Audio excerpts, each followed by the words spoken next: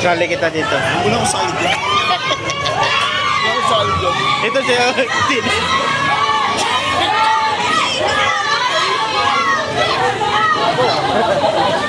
Wapo rin.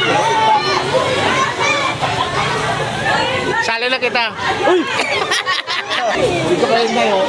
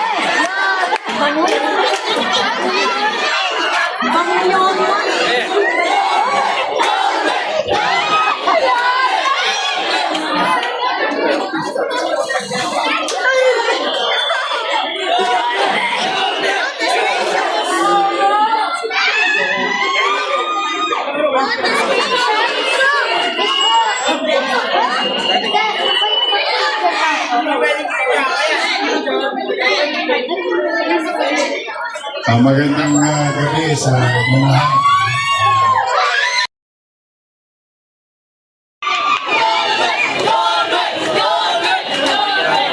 saglit lang. Anyway, nasa galing po ako sa Tagaytay. Nag-invent ako, pasensya na kayo sa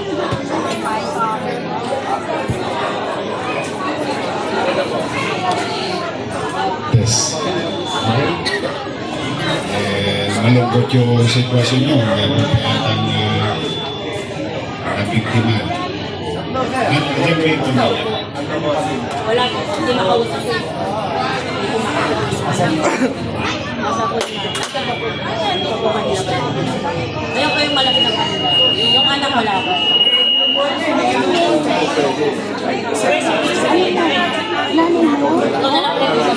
Wala po yung anak eh. So anyway, naparito ko para makiisa sa sitwasyon ninyo. Mahirap talaga isunog. Pero mas mahirap yung mga naulila. Kaya nga, from Tagaytay, diretso na ako rito.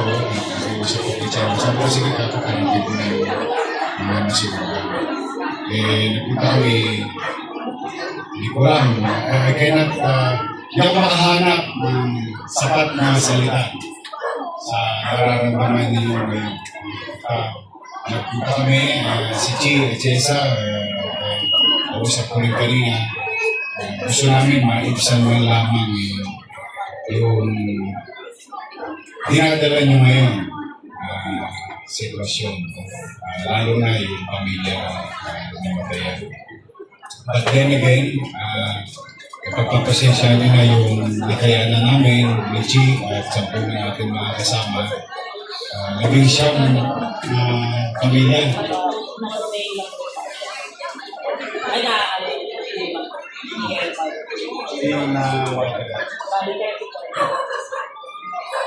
Yung sige, meron ako dyan, iiwan ko na kay Chairman para mas mabilis. Kasi pagkabukas ko pa, bawat isang pamilya na nasunugan,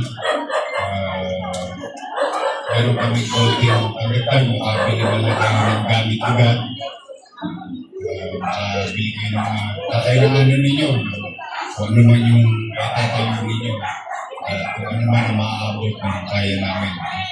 Bawat nasunugan ng pamilya, which is 20, makakatanggap kayo kay Chairman ng 10,000 pesos ang bawat isa.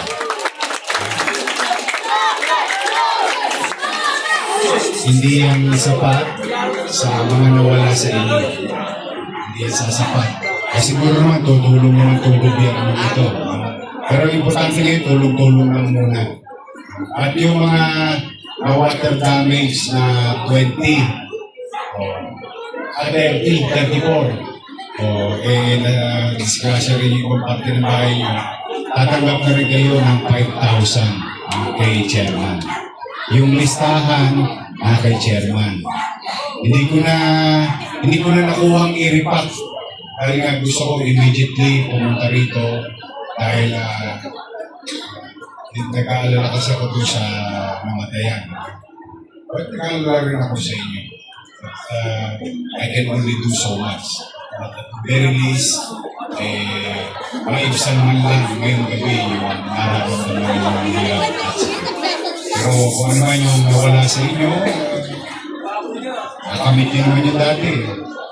Yung mga gamit, kaya nyo ulit ipundar yun. May awa ang Diyos. Okay mo naman.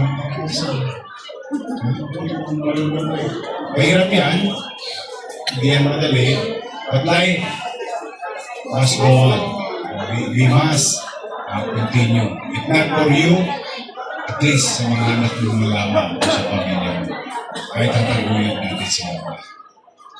So muli, nakikiisa kami. Iiwan ko 20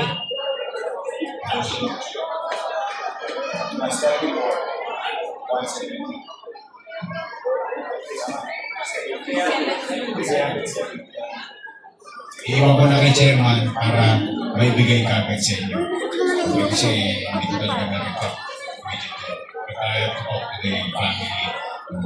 Hi, I love you.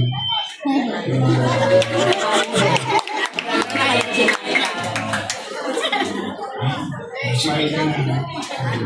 Yawa naman ng Diyos. So magandang gabi at nawa pagpalain kayo ng maraming salamat.